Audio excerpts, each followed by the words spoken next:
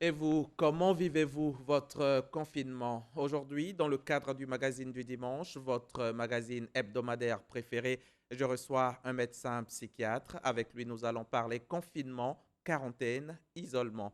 Docteur Brungesson, merci encore d'être là avec nous. Suivons ensemble ce reportage, puis on revient pour échanger. L'autoconfinement est recommandé à toute personne ayant séjourné dans une localité affectée par le coronavirus ou toute personne ayant été en contact avec un sujet testé positif. Selon le principe, le concerné reste en isolement pendant 14 jours. Il est en contact de façon permanente avec les autorités sanitaires pour un suivi. L'objectif de l'autoconfinement est de stopper la chaîne de contamination de la pandémie. Si nous ne vous surveillons pas et que vous développez les signes, lors de vos mouvements, vous allez contaminer d'autres personnes. Il est fondamental que vous restez à la maison. Lorsque vous êtes à la maison, qu'est-ce que vous faites? Vous portez un masque.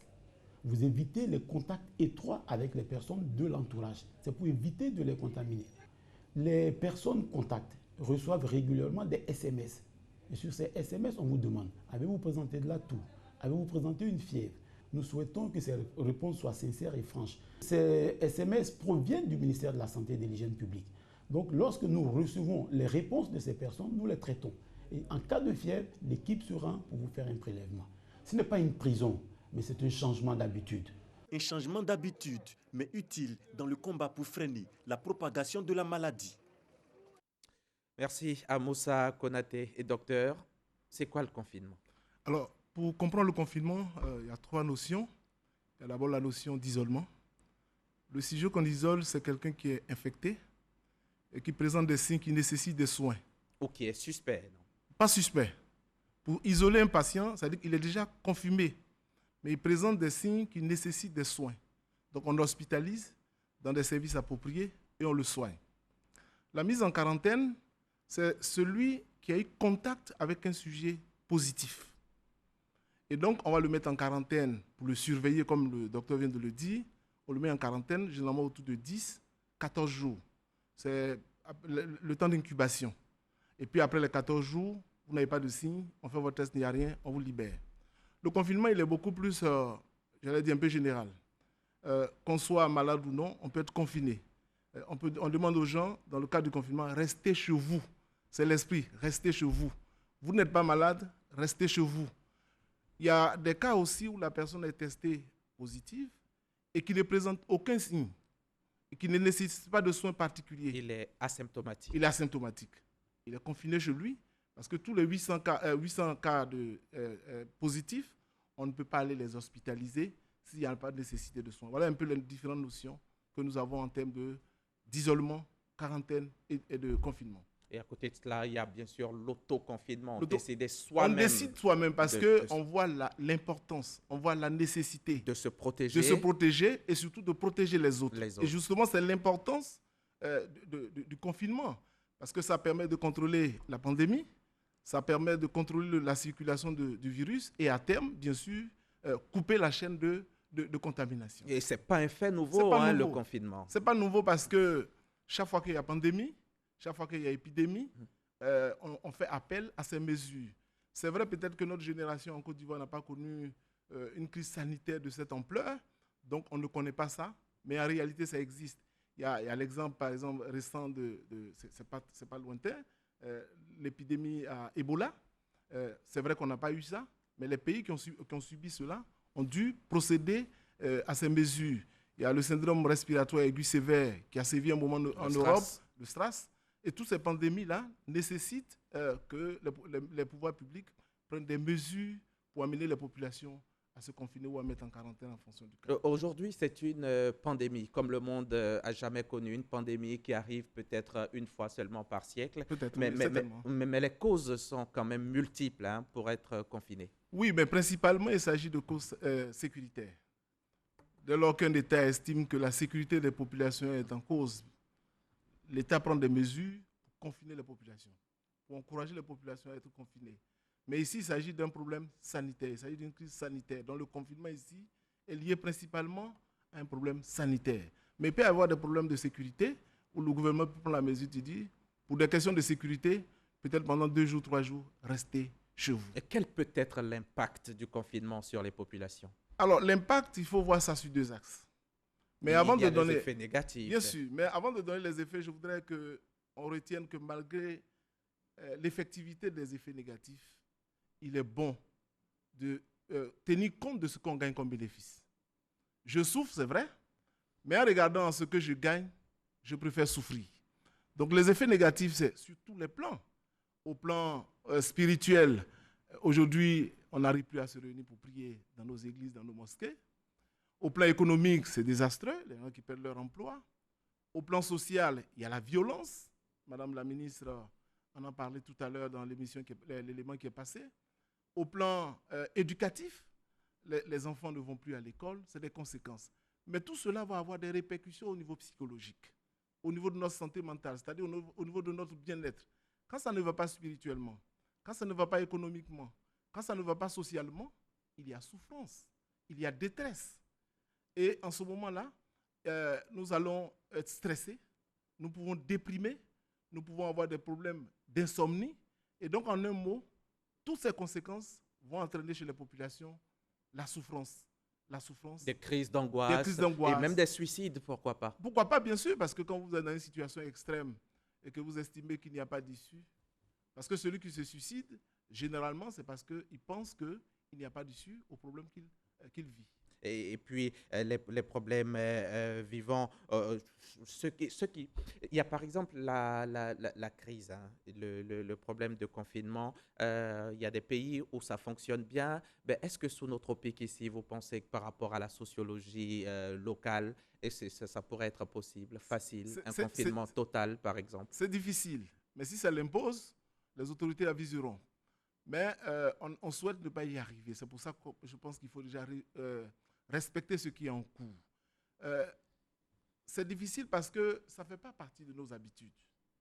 Vous savez, même les ports de masques, c'est récemment qu'on a appris ça ici. Dans les pays où il y a eu l'épidémie de SRAS, par exemple, ils sont habitués au port de masques. C'est pour ça que très rapidement, les productions ont suivi. Ils n'ont pas eu ce genre de situation en dehors du milieu hospitalier. Donc, du coup, c'est une nouvelle habitude. Et il va falloir donc sensibiliser si ça s'impose à nous. J'ai dit tout à l'heure qu'il est important que les populations comprennent le bien fondé. Je souffre, c'est comme je vais à l'école. Vous savez, les examens de fin d'année, généralement, c'est au mois de juin. Juin, juillet, où il pleut. Le sommeil est doux, comme on le dit.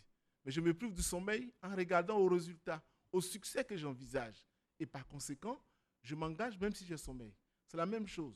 Si le confinement devait s'imposer, il existe déjà, j'allais dire de façon partielle. Parce qu'avec le couvre-feu, c'est un confinement, on nous oblige légalement à rester à la maison. Le couvre-feu nocturne. Oui, c'est ça. Oui, vous venez de l'évoquer, on parle de violence conjugale, violence domestique sur les conjoints, sur les enfants même. La ministre Liramata vient de l'évoquer.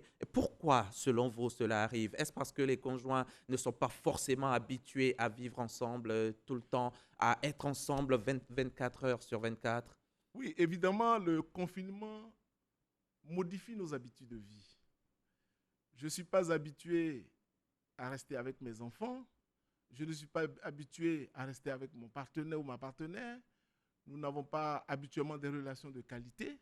Le confinement m'oblige et ça devient difficile à gérer parce que je n'en ai pas l'habitude. Vous savez, si vous n'avez pas appris à parler avec votre enfant ou votre femme, quand on vous met en contact, ça devient difficile. Donc c'est ce changement-là. Or, tout changement est difficile. Tout changement d'habitude est difficile. Et c'est ça aussi une des difficultés à respecter les mesures que le gouvernement prend. C'est un nouveau style de vie. Je disais à quelqu'un que quand on vous parle de couvre-feu, par exemple, moi, ce n'est pas un problème pour moi parce que je ne suis jamais dehors la nuit. Mais quelqu'un qui a l'habitude... Mais il y a la vie la nuit. Il y en a qui gagnent leur vie. C'est ce que je dis justement. Donc, c'est une question d'habitude. Ils gagnent leur vie, mais qui aiment aussi bien vivre la nuit. Cela, c'est une modification qui entraîne la souffrance et c'est difficile. C'est la même chose que dans les foyers. Les personnes ne sont pas constamment à la maison, on n'a pas l'habitude de discuter. Là, on est maintenant obligé de passer plus de temps et ça devient difficile à gérer. Et les violences, et les coups arrivent. Les coups arrivent, malheureusement, qu'on ne doit pas souhaiter. De toute façon, la loi condamne, on espère qu'avec la sensibilisation de Madame la ministre, ça va s'arrêter. Il y a quand même des effets positifs, docteur. Absolument. Le premier effet positif, c'est ce que nous allons avoir en respectant le confinement, c'est la fin de la pandémie.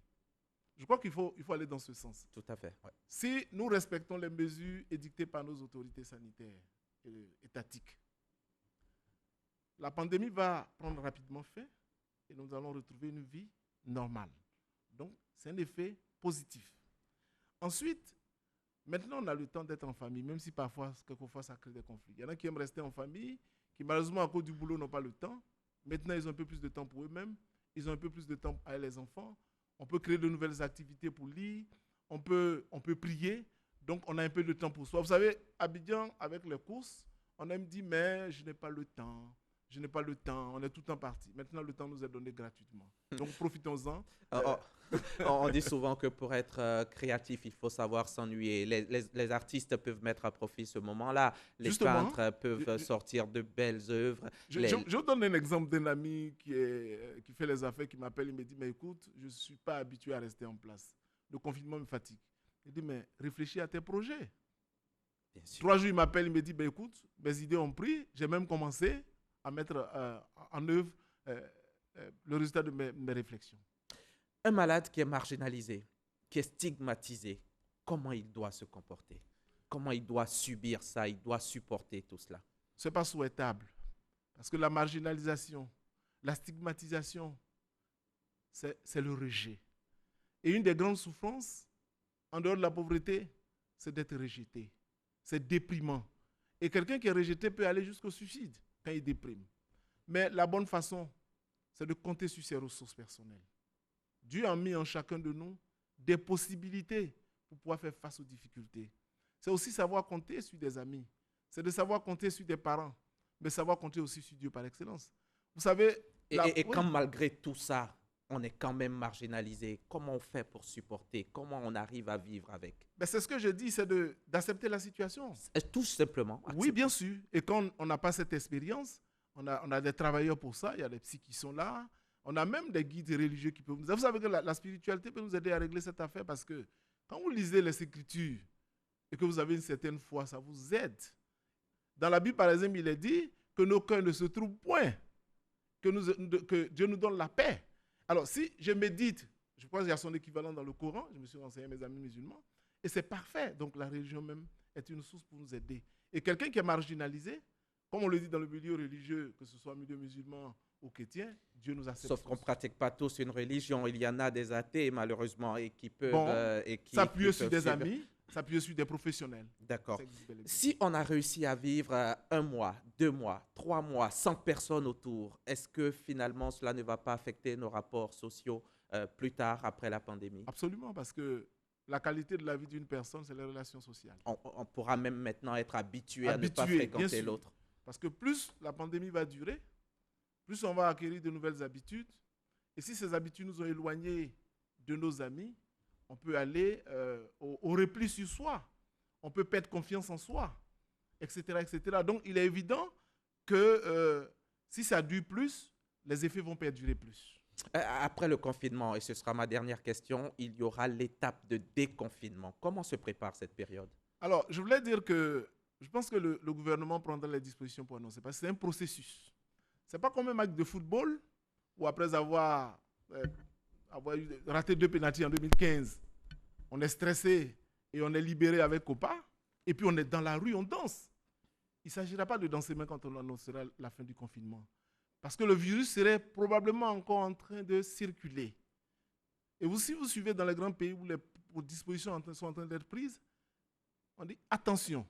Attention, ne nous laissons pas aller à l'excès. Nous devons poursuivre le respect des mesures édictées par le gouvernement. Donc ce ne sera pas une faute populaire. Il faut que psychologiquement, les populations se présentent à ça. J'ai entendu dire, le jour où on va dire confinement est fini, qu'on est au déconfinement. Quand la pandémie est finie. Quand la pandémie est finie, on va fêter. Mais la maîtrise de la pandémie ne suppose pas la fin de la circulation du virus.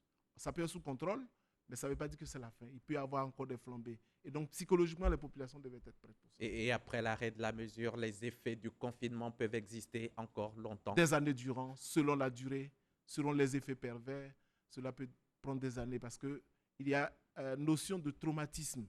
Et les conséquences du traumatisme, Je vous assure que ça peut aller au-delà de plusieurs années. Merci, docteur. Je vous en prie. Docteur Bro Nguessan, médecin psychiatre, vous êtes venu nous aider à comprendre le confinement, à le supporter, à l'accepter, pourquoi pas, compte tenu de ses nombreux avantages. Merci encore d'être venu et attendez-vous à notre coup de fil. Nous vous ferons certainement encore appel avant la fin de cette pandémie. Bon retour chez vous et très bon confinement. Avant de nous quitter, sachez que ce dimanche 19 avril,